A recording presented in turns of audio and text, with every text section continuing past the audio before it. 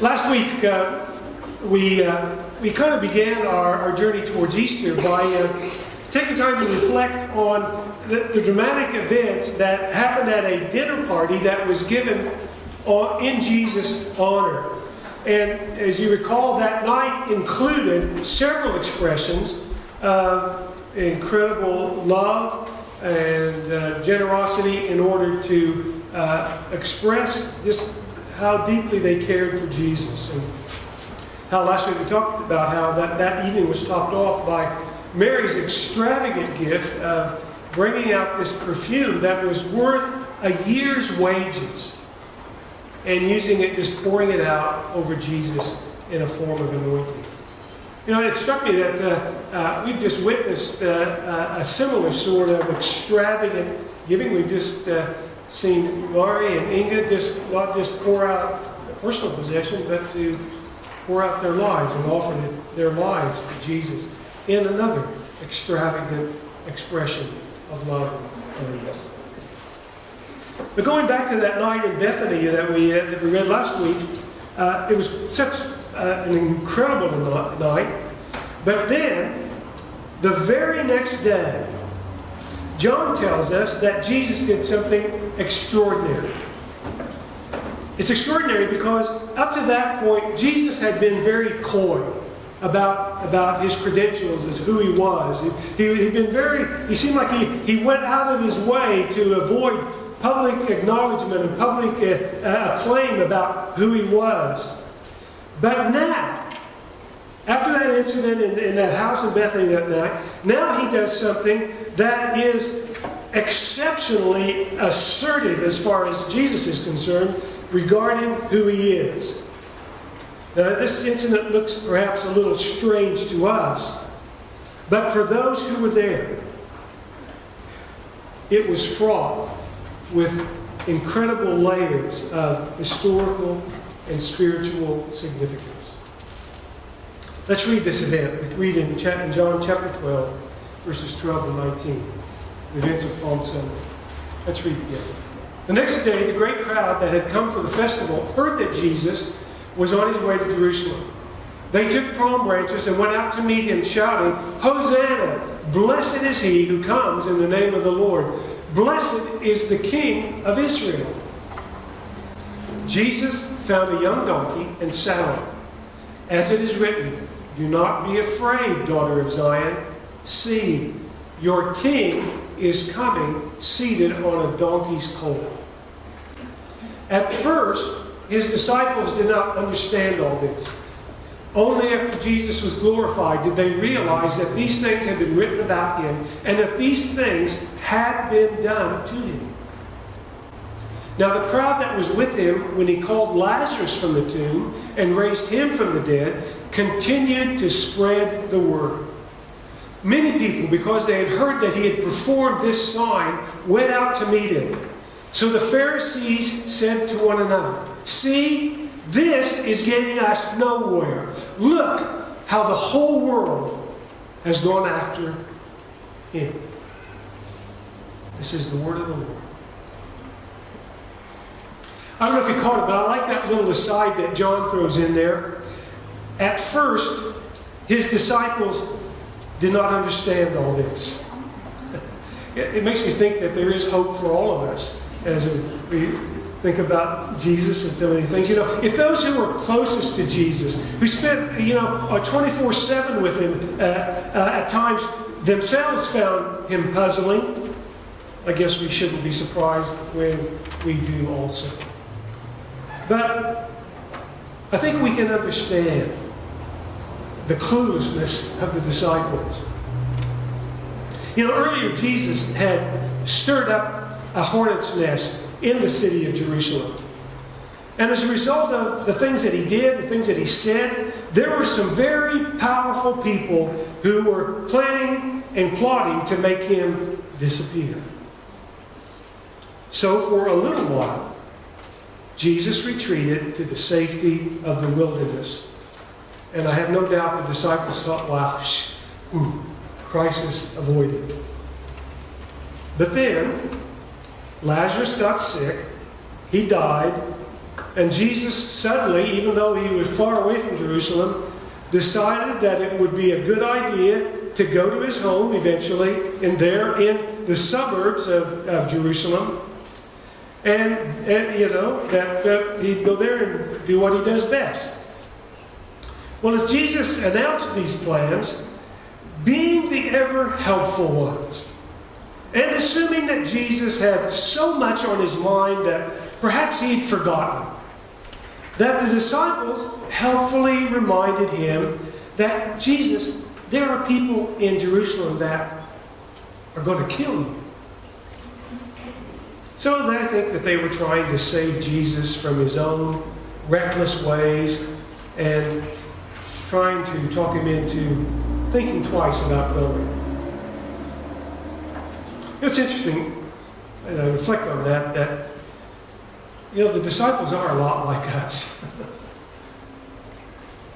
All throughout his ministry, Jesus had been talking about his coming death. That a day would come when he would go to Jerusalem and offer himself up. But, like us, who hear Jesus say a lot of things that we somehow decide he doesn't really mean, they decided Jesus probably didn't really mean that. So there was no way that they could put together in their minds that Jesus could be this long-promised Messiah King of Israel, and at the same time go to Jerusalem and get himself killed.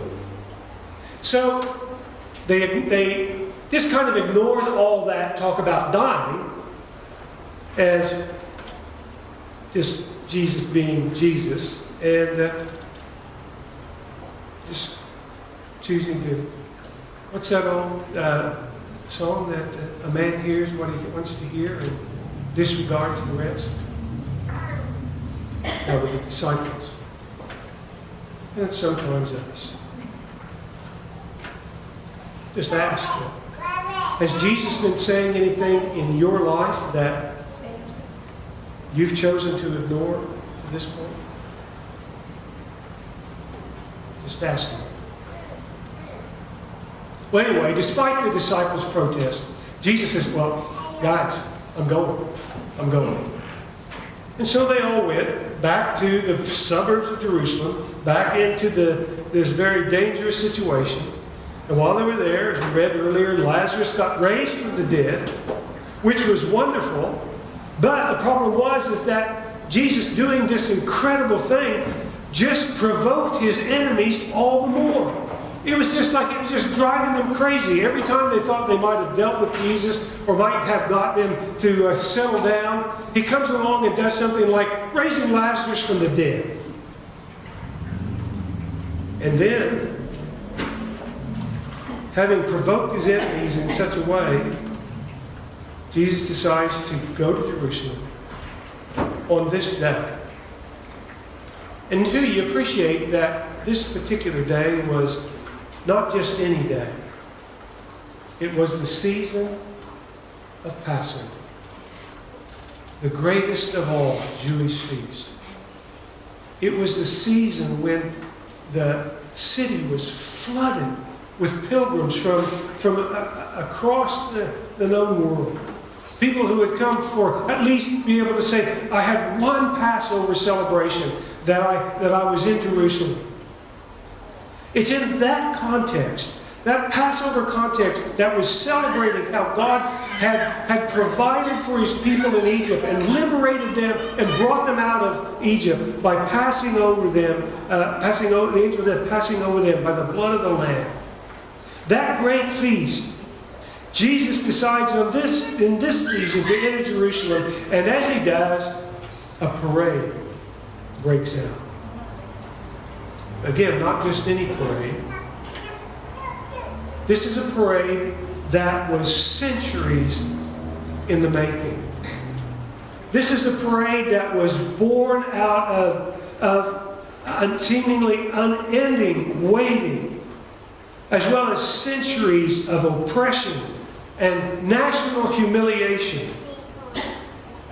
See, the people of Israel had been waiting for a promise that God had made centuries before. God had promised that there would be a time when a king would come who would save them and restore them.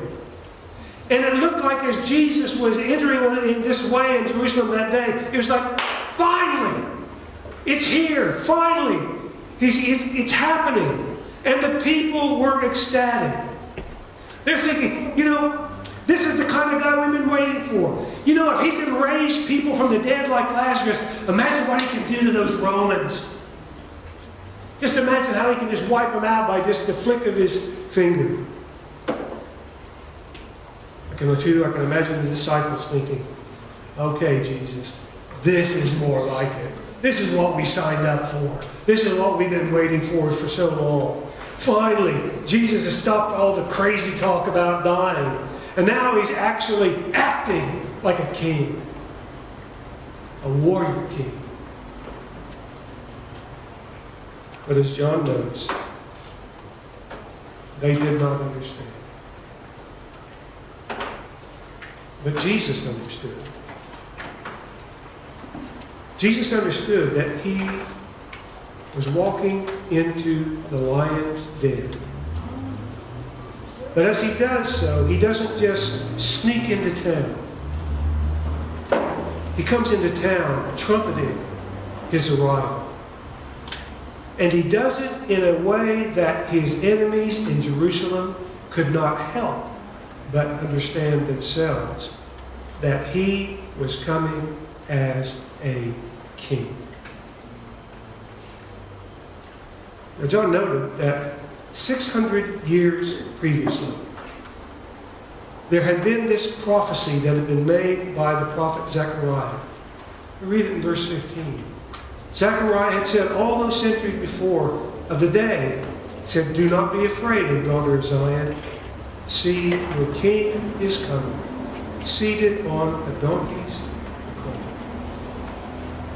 And those words told of the time when God's true and ultimate king would return to Jerusalem. And here was Jesus, by his actions, fulfilling that prophecy. And I believe the enemies of Jesus knew exactly what the donkey and the crowds symbolized. I can imagine these guys were just blowing gaskets, seeing what was unfolding. They are so provoked by this that they now know that they must kill him. This act was so intentionally provoking on Jesus' part, they had to act to get rid of him. And in doing so, thinking that they were doing God's work.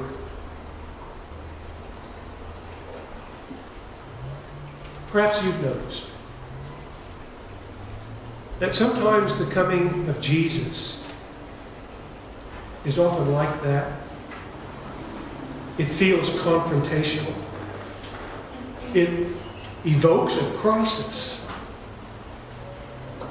Think about in your own life how people react often when they find out that you are a follower of Jesus. There are whole lots of people who don't celebrate that. As a matter of fact, they find it provoking. They find it offensive. It strikes me that, my friends, that we need to always remember this. Whether Jesus is coming to a people group, to a city, to a workplace, to a school, or to an individual, he provokes. He provokes. In one sense, he forces our hand. Just as he did in Jerusalem, he will orchestrate a confrontation. He will force you to make a choice about who he is. Jesus just keeps poking. He just keeps saying, "Who do you say that I am? What are you going to do with me?" And in response, Jesus says, well, you basically have two choices. I think those choices are summed up well by a quote by Tim Keller. when he wrote, either you will have to kill Jesus or you'll have to crown him. But one thing you can't do is just say, what an interesting guy. His claims don't allow that type of answer. So Jesus, as he provokes, as he comes into our life, he says, kill me or crown me. This morning we beheld two people crown me. What do you do with him? Do you surrender your life to him and recognizing his sovereignty over your life through loving, worshipful obedience? Or do you eliminate him altogether from your life? Jesus provokes. Kill me or crown me. Now you appreciate that there are a lot of people who try the option, the patronizing option of Jesus. They look at him as an amazing teacher, an enlightened prophet, a profound philosopher, a wonder worker, a revolutionary. You could just fill in the blanks, the world's best social worker. You can just. But Jesus keeps provoking. You do not give a soft option. Kill me or crown me.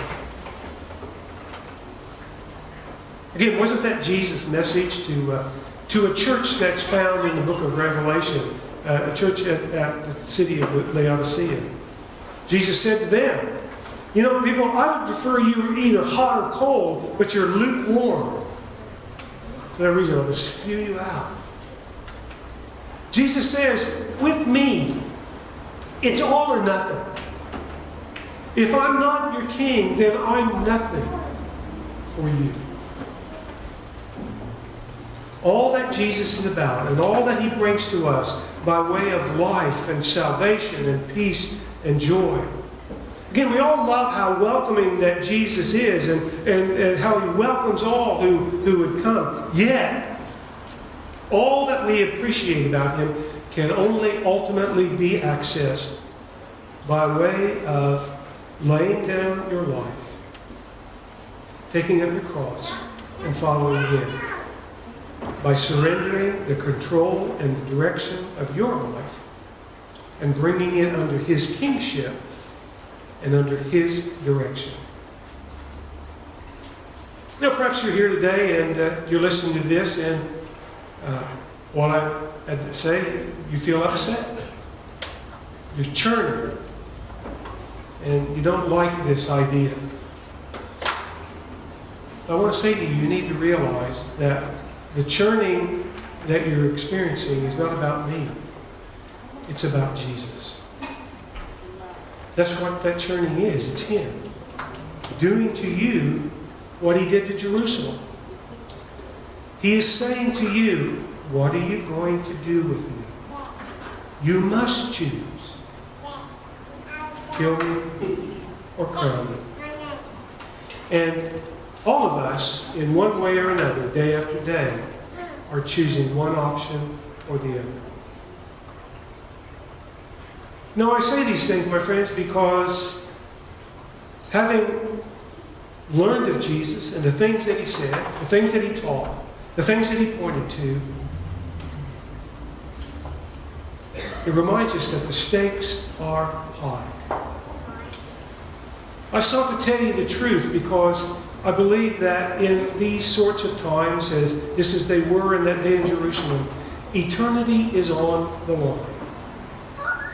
Choose this day whom you will serve. And my plea is that ancient one, choose life. Choose Jesus, the King. Now, you realize that to crown Jesus as king means to surrender your life to him. And if you have a hard time doing that, I get it, because it is hard. I have trouble surrendering the remote at home, let alone my whole life. So I get it. But the promise is that if you do surrender, you will discover what every believer throughout history has discovered. How it is said in the other Gospels, behold, your King comes gently. Again, look how the King rides into this great decisive battle of his life. He rides in on a donkey.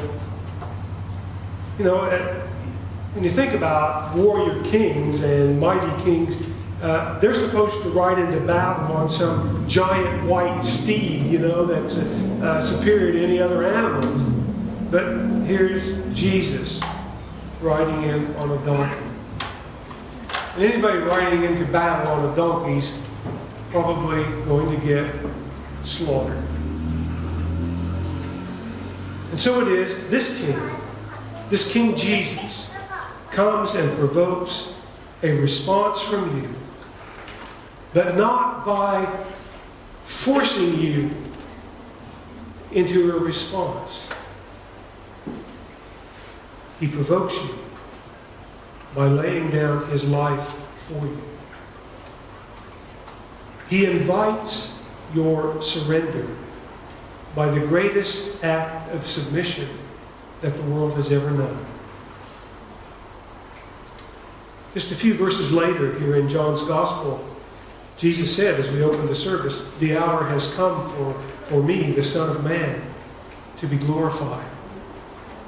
And he continues, unless a kernel of wheat falls to the ground and dies, it remains only a single seed.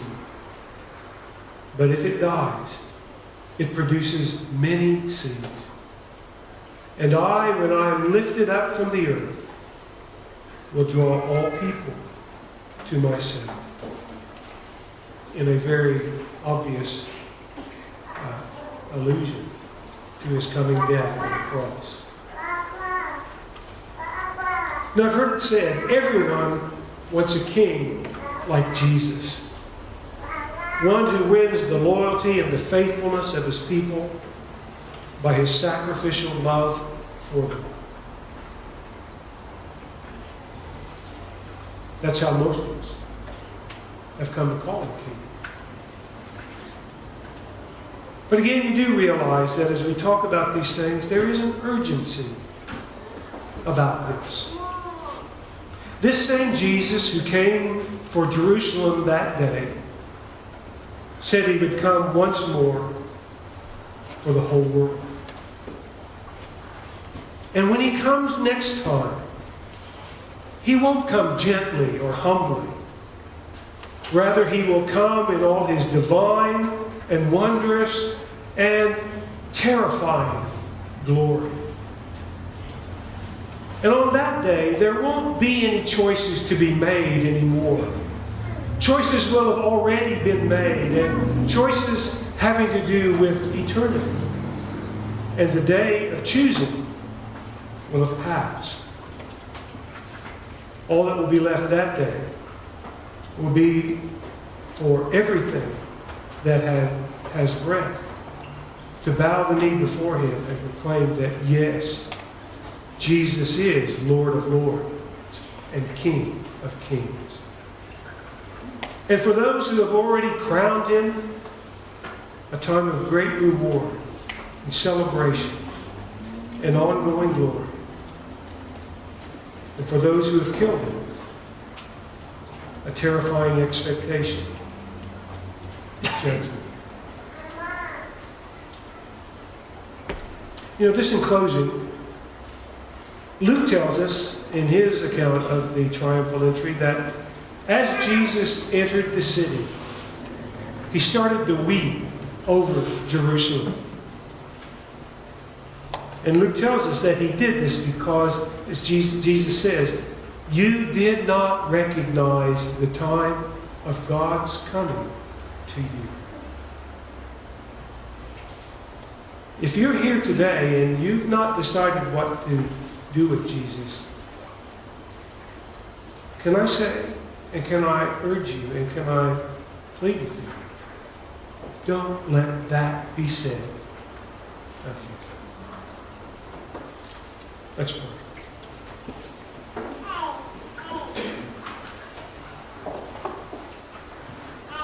Thank you, Jesus. Thank you that you came for us. You sought us.